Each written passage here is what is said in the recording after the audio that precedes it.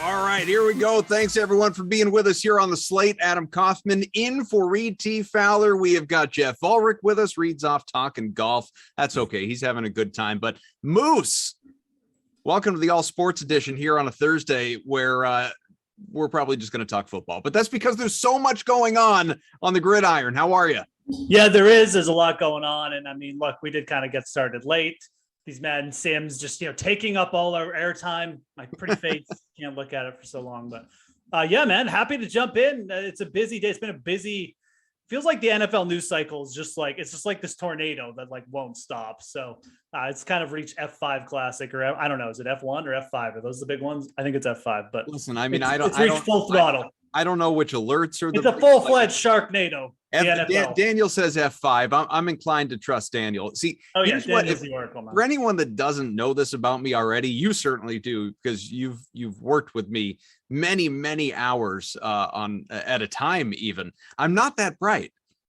So I'm not out here trying to fool anybody. I've got what I've got, and I try and bring it to the table. So we do the best that we can. Here's what we know, though. We know when things are told to us that we can rely upon. Like, for instance, as opposed to Source Wars and all things on Twitter, where is OBJ a Ram? Is he going to the Packers? Is he going to be a Chief, a Saint, a Patriot, wherever it is that he may consider landing?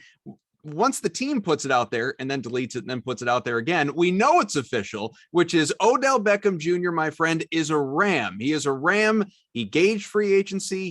He embraced the spotlight for a couple of days, and now he heads to Los Angeles as the pursuit of a championship, which has, of course, gone all the way back to the offseason, swapping out Matt Stafford and Jared Goff, and now Von Miller's there and so many other guys in between. We believe this is the goal. Will he make an impact there at all? Yeah, I mean, I think Odell is definitely going to make some kind of impact. I mean, at the very least, you look at what they had before with Deshaun Jackson. I mean, I think it's an improvement over that. Odell is just a different type of player. Deshaun, obviously, he can run fast. He can give you the deep ball, but Odell is a guy you can literally just throw it downfield to. So the Rams are already fourth in terms of yards per pass attempts against. They're already throwing it downfield. They've got Matthew Stafford, and it's really about getting a guy like Odell Beckham, in my opinion, at least. It's really about getting the most out of Matthew Stafford. We saw what he did with Calvin Johnson in Detroit. I know Odell Beckham isn't Calvin Johnson, but they profile similar. I mean, he's another just athletic player. You can literally just throw it down to, and he will get up and go get it for you. So, I think that he's going to make an impact. I really do. Now, is it going to be 10 targets a game? Is he going to develop into an 8-target guy and start to grab some of the share away from Cooper Kupp? It kind of depends. I mean, if Sean McVay works him into the offense and he starts really attacking mismatches with them and he starts to make him an every down player, yeah, I think it could. I would. The best comparison is Antonio Brown coming on to Tampa Bay last year. He played about 50% of the snaps. He never got to that every down status, but man, Bruce Arians used him masterfully in mismatches. And you saw it in certain games. He didn't have a massive impact by the start, but a couple games with Tampa Bay on their run, he came up huge for them. He really did. He was available. Teams couldn't guard against all three. I really think it's a similar approach with Sean McVay's going for right now. And again, I mean, I think you look at these odds, I would rather take the Rams than the Cardinals right now, even at plus 800. I think the Rams are a good division winner bet. Although I would rather take them long-term because they're a game behind and the Cardinals have the game in hand with the win already. So I think I'm looking more at Rams long-term conference and Super Bowl, but I do think they're a good bet. I still like the Packers. I don't think the Packers needed Odell Beckham just because the way their offense is run, they're so effective running the ball. They've got Aaron Jones. I think it's kind of an element the Rams lack, but I think this move does help the Rams quite a bit. Well, they're certainly top heavy when it comes to, that offense. There's Geoff talked about it. You're looking at it in terms of the Super Bowl odds plus 800 for the Rams. I guess I would just wonder, and there is an Antonio Brown kind of component to it because you talk about Chris Godwin and Mike Evans and some of the options they had there when Brown got there. It's similar here. I mean, you got Cooper Kupp, who is, dude's been all world this year. It's incredible the kind of season that he is having halfway through. Obviously, we know what Robert Woods is capable of. Van Jefferson has emerged. He's been very good. Where I would be concerned maybe a little bit with Woods is, Woods wasn't all that thrilled with his touches and amount of targets before this, and there were a couple of games there where Stafford was basically force feeding him as if he was trying to make amends with that fact. And now you got another guy coming in who's a 3-time Pro Bowler. He's 5 times he's gone for 1,000+ yards. Granted, he's a little bit on the older side, football old, not real life old. He just turned 29 last week. He's not been the same player. He also hasn't been healthy the last couple of years. Between last year and this year, Geoff, he has totaled so far 13 games. That's less than one full season. Granted, there's a long way to go still in this one. I guess I just kind of wonder what's left in the tank here, if he's even used the right way. And you're talking about like what's left in Odell's tank? Is that what you're worried about? Yeah, I guess that's a legitimate concern. I mean, look, he is coming off like the ACL injury. When I look at Odell on the field, and this is more just an eye test because we can't really measure it because he's been so unproductive with the Browns. But like, I see a similar player. I mean, like he gets out of cuts.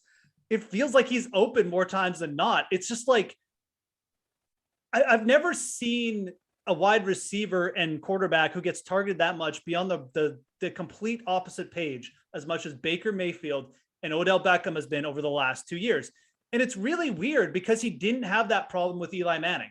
Like, you can think, I don't care if you think Odell Beckham's a diva or whatever. I mean, I don't know. I mean, he may or may not be. I really don't care. But you have to admit, regardless of what your stance is, he was extremely productive with Eli Manning. And we're not talking about Peyton Manning or Tom Brady. We're just talking about Eli Manning. Like, He was a good quarterback. He wasn't great. He chucked it up there. He had a big arm at points in his career, but we're not talking about like the elite of the elite. Like Eli Manning, are you really going to go and say Eli Manning made Odell Beckham? I don't think that's the case. I think the better description of what happened to Odell Beckham in Cleveland is that for whatever reason, Baker Mayfield and Odell Beckham did not get along. The team did not want to, scheme up Odell Beckham, develop their offense around him. And it just didn't work out. And I don't know where you place the blame. It doesn't really matter at this point. But when I look at him on the field, I see the same player. I just don't see the ball going to him like it was in New York. So I think the Rams are actually a better fit than the Packers because I think the Rams are going to scheme more for Odell. I think McVay will attack with him, just like Arians attacked with Antonio Brown in spots. And I think that the Rams want to pass the ball down the field a little bit more, as evidenced by they're already doing that this year. And they got the guy to do it with Matthew Stafford. So I actually, when you first hear it, you're like, oh my God, he's not going to get any targets. But I think you're going to see him used very similarly to Antonio Brown. I think he'll have a little bit of fantasy value as we get deeper in the season, And I really think you're going to see more of the Odell Beckham shine through in the Rams. Part of me wonders if Odell Beckham Jr. would be content having 4 or 5 targets per game, like maxing out. And I realize it's, I don't know, maxing out isn't the right way to put it necessarily, because obviously there are always anomalies. There'll be that one game somebody doesn't play and he gets 8-9 targets. But let's say on average he gets you 4 or 5 targets a game the rest of the way. Would he be okay with that? But then there's another part of me, Geoff, that does, sort of bring myself in off that ledge of Odell's going to come in and wreck this thing, which so many people like the Twitter keyboard warriors were worried about with wherever it is that he was considering could theoretically have landed. Rest of the year, like if you're talking about signing Odell Beckham Jr. long term, right? That's a different conversation. We know things went south, like you said, in Cleveland. Things certainly went south there in New York. If you're just focused on his promise, his ability to be impactful, to chase that ring, to get it done for the first time in his career here in a team that desperately clearly wants to win a championship, just over the course of this 1 year, you're looking at him to at most we've got like 8 games left or something like that, including or 9-10 games left, including playoffs, whatever the math is. I'm not good at math. Whatever the math is, that at max number of games that he has remaining at this point, I got to think he's going to keep himself in check. I really do. Well, there's a couple things. I mean, I completely agree. He's playing for a paycheck right now, which is big. If he comes in and just like and burns the ground in the Rams, I mean, like he might be toxic stuff in the offseason. Mm-hmm. I mean, the Jaguars might not even sign him next year, right? So like that he's definitely got that working. And I think, he's just going to be happy to be to another place. Like you mentioned, the 4 or 5 targets. I think Odell would be fine getting 4 or 5 targets the rest of the way if there were meaningful downfield targets and his quarterback, delivered him the ball like where, he thought it was going. So I think Odell definitely is the main thing here is he's out of Cleveland. I mean, whatever was going on there, it just wasn't working, right? I mean, like his last 100-yard game was like, I can't even remember. I think it was like 2017. It was something crazy. Like I'm happy to look it up and tell you. He has not been productive in Cleveland, like never was. So I think he's just going to be happy to be out. I think that, long-term too, the Rams could be a good fit long-term. I mean, you mentioned Robert Woods. I mean, maybe Robert Woods is the odd man out here. I mean, we know Sean McVay is not afraid to cut the cord on players if he thinks he can get an upgrade. He did it to Brandon Cooks. He did it to Jared Goff. He's done it to Todd Gurley. Like, this could be the long-term spot for Odell. If he comes in, starts stealing a little bit of targets from Robert Woods, who's already like kind of on the outs there. Yeah, this could be a good long-term fit, especially with a guy like Matt Stafford, who, again, I go back to the Calvin Johnson thing, man. Like, there's not many quarterbacks I would say is a better fit for Odell Beckham's style of play than Matthew Stafford in the league right now. 2019, to answer your question, by the way, 2 100-yard games for OBJ that season. Look, as long as OBJ's dad likes Matt Stafford, they'll be in great shape. Right. Yeah. Yeah. As long as, right. Sure. I mean, that's the shenanigans that I just don't think you're going to see that. I mean, Odell was in the Browns, like that thing had been boiling for like 2 years. Yeah. Basically ever since he got there, there's those reports that he was telling other players he needs out.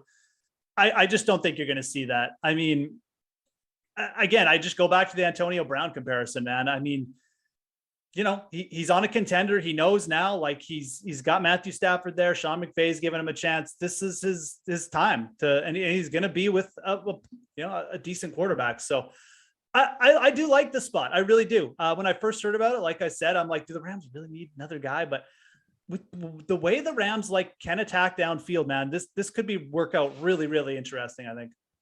Is there anyone who benefits from this on that Rams offense? And we'll get to other stuff. We'll run out of show here. I mean, it's Matthew Stafford benefits. Well, I mean, aside from Stafford, obviously, right. In terms of the receivers or someone in the run game, tight end, another pass catcher, whatever, is there anyone that the addition of Odell Beckham Jr., because of the attention that he can command, obviously, like, is this a good situation for Van Jefferson? Because, OBJ is ultimately going to maybe steal better coverage, becoming more of a focal point in that offense. Does anyone aside from obviously Matt Stafford benefit from this addition? I mean, I think like when you look at the Rams, I mean, with them probably throwing downfield more, I mean, you could definitely make a case that the running backs, Darrell Henderson Jr. probably going to have a little bit more red zone opportunities and things like that. But I mean, you look at Van Jefferson, it's not a good move for Van Jefferson. And I think long-term, like I said, I mean, we'll see how this works out. Like if Odell starts to work out and if Robert Woods can't make it work, but I think long-term, like this could be the end of Robert Woods. I mean, clearly, like he's kind of just been phased out of the offense this year, which is a little bit weird. Like Van Jefferson's starting to get more snaps, and Jefferson is the cheap guy, right? Like he was the rookie from last year. So maybe Odell comes in really productive, kind of sends Woods to more of like just like kind of a 2A role or something like that. And, it's that. So I think that, all things considered, it gives guys like Henderson and Stafford slight bumps. Like, I mean, I'm pretty bullish on Matthew Stafford the rest of the year. And I think it definitely downgrades Robert Woods and Van Jefferson. I mean, I'm not sure if you had that much interest in Van Jefferson anyways, but, Robert Woods, it's going to be interesting to see how this plays out for him. So let's make the move to Carolina here, where, that's what Cam Newton's going to do. It's a reunion, bringing back the guy they took number one all those years ago, former NFL MVP, got to the Super Bowl, obviously. Sort of fell out of favor there because of injuries. They, ditched him on account of that questionable health. Lands with the Patriots, has, by most accounts, a pretty terrible year last year. COVID interrupted that as well. This year doesn't make the team out of camp despite being re-signed. Mac Jones beats him out. Cam gets vaccinated. That was, a sticking point seemingly for a little while, and finally got himself a new job. He's back in Carolina with Sam Darnold going down. The Panthers, taking a look at the DK Sportsbook, plus 6,000 odds to win the division. That is the worst, behind, of course, the Bucs, the Saints, and the Falcons. So no surprise there. I mean, these Panthers do believe not so much a division crown, but looking for a playoff spot. They've not given up on the year. They've dealt with, their fair share of problems between McCaffrey going down, Darnold, like I said, obviously. And now we got Cam coming in. I don't know how quickly or if at all he's going to play, but you got him with this. It's a great story. It's a great narrative, but now he's going to be doing it out here with PJ Walker here to try and get that job. They paid him starter money, Geoff. So what are your expectations? Yeah, I mean, we could do the rest of the show just on how much money they gave him, which is like, again, shocking when you told me, but it sounds like $4 million guaranteed. $10 million for the rest of the year, 4.5 guaranteed. It's a nice story. I get it why the Panthers did this. Sam Darnold long term sounds like he's going to be out a while. I also don't know if like the Carolina Panthers are very enamored with their move to take Sam Darnold over, say, drafting Justin Fields anymore. Sure. At the same time, like I just don't know how big an impact Cam Newton has had. We've seen him, Cam Newton just lost out to a rookie quarterback. When you have spots like, and look, Mac Jones is good and he deserved to win the starter's job. But when you have guys like Justin Fields who couldn't win out, Trey Lance couldn't win out their starters positions to start the year, and then Cam Newton couldn't beat out his incumbent rookie, like it kind of tells you, okay, this guy, it might be over here. And I'm not really inclined to suggest anything different here. I think PJ Walker, I don't even think it's guaranteed Cam makes a start for the Panthers, man. PJ Walker was as a capable quarterback. He's got more juice in his legs. He's been with the Panthers for a couple of years. I think that at the very least, like if he shows well this week, there's no reason why Cam just gets inserted into the lineup next week. And the other thing is the Panthers plus 6,000 underdogs, or plus 6,000 now to win the division. I mean, that's not really a bet I'm interested in. This is just too tough sledding. I don't think this team is going to make the playoffs. They've been eroding on defense kind of consistently the last few weeks. 10-point underdogs to the Cardinals. Now I do kind of like them this week as underdogs, but this is just a team long-term. Like I just don't think they're there. And I don't think Cam Newton is going to be the answer for them at all. So I feel like I know the answer to your question because you said you're not convinced he's even going to make a start. But in the same way that I asked you if OBJ has anything left in the tank, obviously Carolina is signing Cam Newton and giving him the money that it's giving him, which is considerable money for a guy that had zero leverage, zero negotiating power, and you would think would have run to any opportunity that would have him, because obviously, again, there just weren't any offers, there weren't any real meetings out there. Now he's Matt Rule's talking him up, and everyone's excited about this reunion, him going back to a spot where, seemingly he's got to kind of swallow his pride a little bit. But if he is able to get out there, is there anything there? Did you see anything from him last year that leads you to believe he can be, I don't know, whatever fraction of what he once was? I mean, what did the Patriots have? What did he have with the Patriots? Like 8 touchdown passes last year or something? Yeah, but he ran for a dozen. No, he did. But I guess my point is he only passed for 8 over the course of a full year. Yeah, my point is like DJ Moore is kind of dead. If Cam Newton's the quarterback, I mean, I think we've kind of reached that point where, like if you Cam Newton's your quarterback, he's probably running the ball a bit. And look, I'm talking him down, but chances are that, like PJ Walker isn't like the guy I built him up to be. And he doesn't like take a huge step forward. And Cam Newton does make some starts. So when he does make those starts, I mean, I think you'll see him. I think you'll see him run the ball. He's healthy, whatever. And he's going to be out there trying to show that he's got something left. So I think the story with the Panthers so much is they're really bringing Cam back more for insurance. Like they don't want to end the year starting like, if PJ Walker goes down, I don't even know who their third string quarterback was before this. So I think it's more of an insurance move for the Panthers.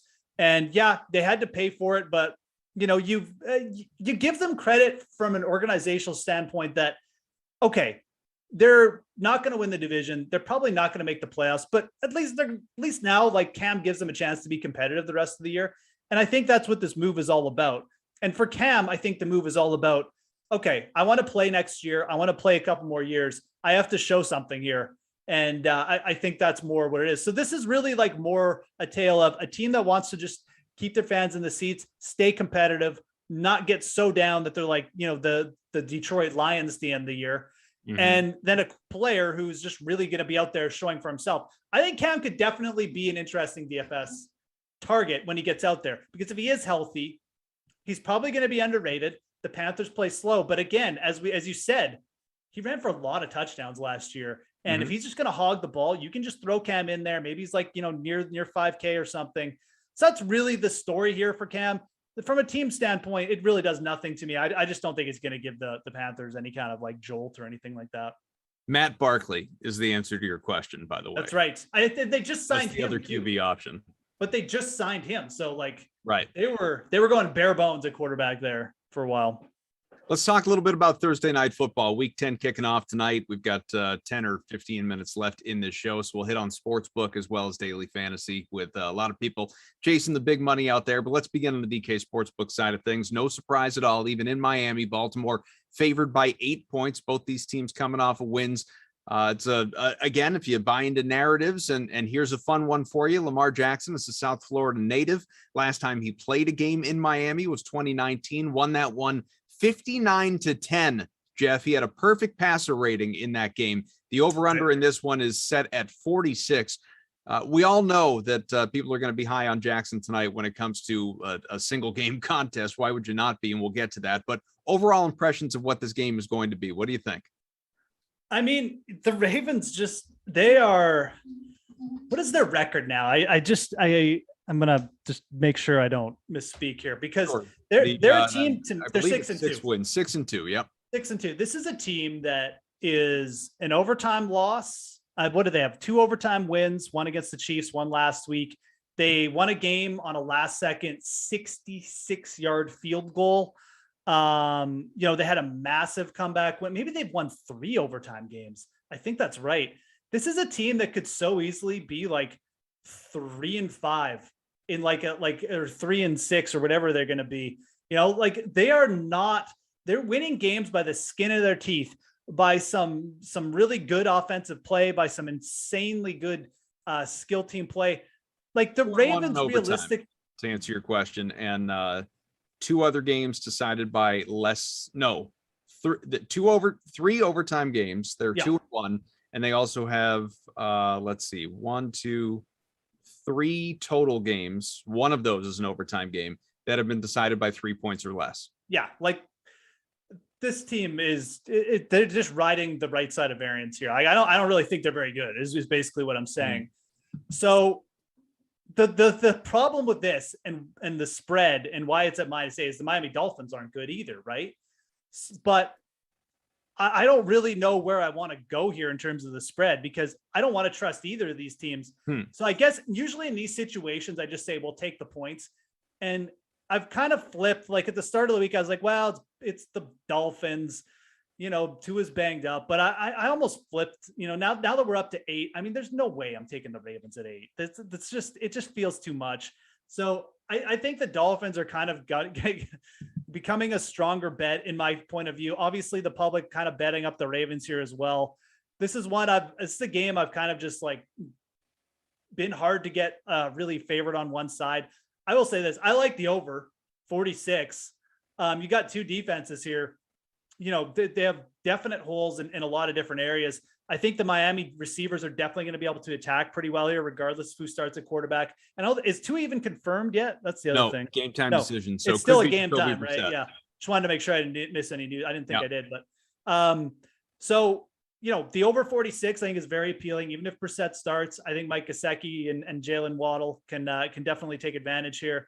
So interesting kind of game line, but this is just like two volatile teams. And, the Ravens could come in and really blow the doors off, but like, I really wouldn't be shocked if the Dolphins won this game. The Ravens have shown that like, they are not above playing down to their opponents because they've really done it all year. And they're insanely lucky to have the record that they do.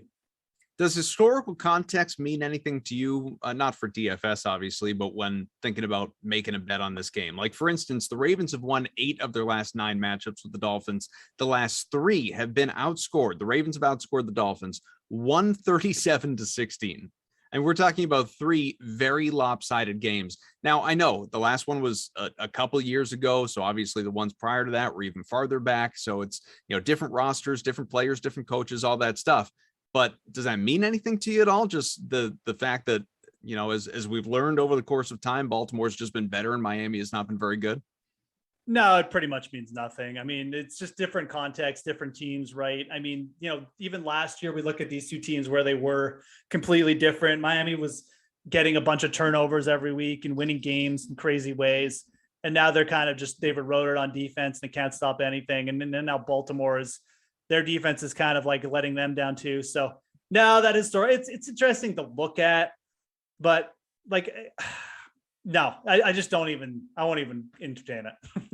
Let's get into some of the DFS in the interest of time here. Obviously, looking at this and we'll show the people as well that, I mean, Lamar he's $20,700 in the captain spot. I think he's going to be exceedingly popular there. I would bet almost anything that he is going to be the captain of the eventual winning lineup, whether that gets people, the million or whatever it may be. Obviously DraftKings has, $1 million to first, $2.25 million Thursday night millionaire contest here tonight.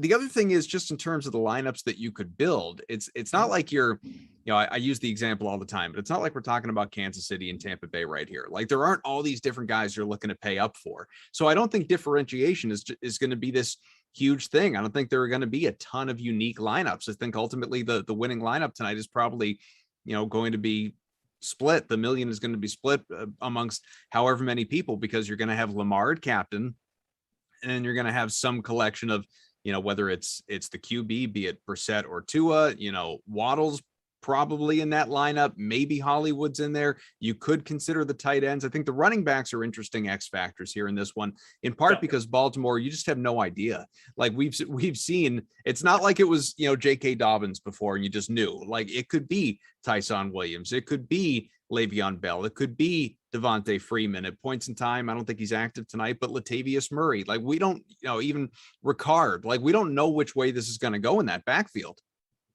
Yeah. I mean, I do think over the last couple of weeks for Baltimore, you've seen Devonta Freeman kind of take the reins there. He played 60% of the snap, played his highest snap total since he joined the Ravens last week. And quite frankly, again, I mean, Lev Bell to me looks absolute dust. I just don't think he's got anything left. And I'm not touchdown really last week, didn't he? What's that? Didn't he have a touchdown last week? Yeah, but a touchdown is like, I know that it's variance there, but I mean, he averaged 4 yards per carry, so we'll give him a little bit of credit. But again, Lev Bell's probably going to stay involved, whatever. But Devonta Freeman is the guy who's really come on. I mean, he had 6.1 yards per carry. Two games ago is 5.9. Like he looks good out there. He looks like he has something left to me. Both Freeman and Bell scored touchdowns. But Freeman was the guy. Like he played 60% of the snaps. And I think that, again, you've got Baltimore coming in here. They're going to score points. They've got a 27-point implied team total. If it's not Lamar Jackson, I guess, Marquise Brown could go off again. It could happen through the air, but if it's not Lamar Jackson running it in, it's probably Devonta Freeman running it in. And, I think Freeman here against a pretty lackluster rush defense, I think that we've kind of, I'm not ready to call it. I mean, I think you're right. We've got to remain somewhat skeptical. There's 3 guys involved, but I don't see Bell getting up to that kind of split role, because I just don't think he's good enough. And I Tyson Williams is he's okay in spurts, but I don't think the Ravens believe in him, or they wouldn't have signed all these guys. So it's Freeman. I think Freeman is a viable touchdowns in 3 straight weeks too. Yeah, I think Freeman is a viable captain's play here. I really do. Now it doesn't mean you don't play Lamar, because I think Lamar you have to play. But if you don't want to put Lamar in the captain, I think Freeman is one of the guys you look to. And I think the other option for a captain's play that's not Lamar, and again, I'm not purporting to not play Lamar. I mean, I think that's probably the optimal play, but it's probably Gesicki or Waddle. I think, the targets for Miami with Devontae Parker out, they're just, it's we know where the ball's going. It's Gesicki, it's Waddle. It's a couple other guys are going to pick up scraps, but those are the guys getting 8 to 10 targets. And that's not going to change against Baltimore. And Baltimore does not defend the tight end position. So, I think that's kind of how I'm bearing it down. I think the player I'm okay fading here is Marquise Brown. Mm-hmm. He's just so hyped up. He's priced up 26 targets the last 2 weeks. I get it. I get that the Miami Dolphins secondary has been terrible this year, but they do have some good cornerbacks.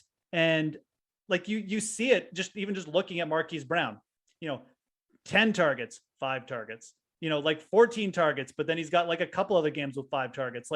This can flip every week with Marquise Brown. He's going to have some weeks where he goes nuts and you don't have him. You're going to be like, oh my God, I'm done. I'm done by the second quarter. But if he doesn't catch those long touchdowns and it ends up being running with Freeman and Jackson, you're going to wish you had all those Miami receivers instead of Marquise Brown. So, well, I've got Waddle featured here on the screen. You can see the target share, obviously, that he's received in recent weeks, but I guess what makes him such a compelling play for me tonight, and maybe even a guy you want to consider captaining if you're just looking for differentiation's sake. I still think that, the vast majority of people are going to captain Lamar Jackson, and rightfully so. But this Ravens defense has allowed 7 touchdowns this year of 40 plus yards to receivers.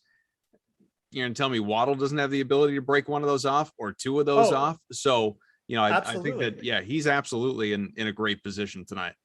Yeah, no, I like attacking the props with the Miami receivers. I don't care who starts a quarterback. This Ravens defense is not good. It's not good anymore. They are just being carried by luck, and they've been carried by Lamar Jackson and Justin Tucker. They're being carried by really good performances from their skill players. And I think a guy like Waddle, you're right, can expose it. And I think even a guy like Gesicki, who's very athletic after the catch, don't be shocked if you see a long touchdown from him or a couple long plays. I think Gesicki could even push for 100 yards in this spot. So some interesting props if you go to the player parlays, actually. Again, I talked about this. Well, actually, we talked about this last Thursday. We hit it with a plus 1,800 with Jonathan Taylor. We got him 125 yards and a touchdown. Similar kind of thing here. It was 2 touchdowns. Yeah, that's right. It was 125 yards, 2 touchdowns we hit. So it was plus 1,800. Again, you go under the player parlays. Jalen Waddle, 125 receiving yards and 1 touchdown. Kaufman just gave you the good info, the stats. I'm just out here, saying nonsense, but he gave you the stats there. They allow a ton of big plays. That's very realistic. 125, 1 touchdown, plus 1,300. I like that one. I think I think the other one too. This one's kind of crazy. It's maybe a little bit too much, but Jalen Waddle and Mark Andrews both over 100 receiving yards, or Jalen Waddle and Marquise Brown both over 100 receiving yards. I mean, I think this game will get a little bit nuts. We have 2 bad defenses. Like I said, I like the over. I think you should be looking at these kind of player props, player parlays. Again, you go on the DraftKings Sportsbook. I think Kaufman's got it up now. Yep. Yeah, he's there. And these are big odds, man. Again, we hit this last week. I really love these props. I always talk them up every week. They're kind of my new thing here. Good offering by DraftKings Sportsbook, though. So before we go, because I know we got to get out of here, who do you think is a great value play tonight, or a guy that you think is ultimately going to be that slight differentiation that people are going to be able to gravitate to for the sake of trying to chase that million? Yeah, I mean, I think Salva Med is definitely kind of interesting. I mean, he's coming in with 5-7 touches per game. That's not bad for a guy who's 1,200. It's certainly, could maybe catch like a screen pass, go for 30 yards, maybe just gets like one red zone touch and it converts. He's 1,200. He's definitely in play. I think Durham Smythe is the other guy though. I mean, Devontae Parker's out. Smythe is playing like 50-60% of the snaps. Dolphins going 2 tight end sets a lot. So, without the receivers, he's a player who's had multiple targets now in 5 of the last 6 games. He's caught multiple passes in 5 of the last 6 games. Again, we're talking about a $2,700 player. If he finds the end zone and say you play Waddle instead of Gesicki, and then you use Smythe as your value, I mean, you're going to be trashing all those Gesicki lineups. So, I mean, not to say I don't like Gesicki, but that's the way you kind of go. And maybe you use both. You'd be really, really unique too. Maybe all the touchdowns go to the tight ends. Again, Ravens probably the worst team at covering this position. So those are my 2 guys, both Miami. I don't really have anyone I love on Baltimore. Again, keeping it really, really kind of condensed with Baltimore. Like, I think there's like 4 players I'm really considering, but they're all expensive. You could maybe look at Bateman. I think Rashad Bateman is definitely, I'd rather play Bateman than Sammy Watkins here. But he's not even that cheap. So nope. Comes in at, let's see, 8,700 in the captain spot, 58. And if you are captaining Lamar, like, I don't hate the idea of not using Marquise Brown and then using Rashad Bateman for him. Like, I think that's a good play tonight, because that'll give you more access to getting all those targets from the Miami receivers. A lot to think about. Plenty of time for you to go back, relive this show, as we are still 2+ hours away from kickoff. Again, Thursday night football, Baltimore in Miami. I like them to cover. I like the Ravens to cover, Geoff. I know he's not quite sold on the 8 points, but I like Baltimore there. We both like the over. And again, I just fully project, like everybody else, that Lamar Jackson's going to be in the captain spot of that winning lineup. And I think the million's probably going to be split amongst dozens of people. This is the least hottest take you've ever given on this.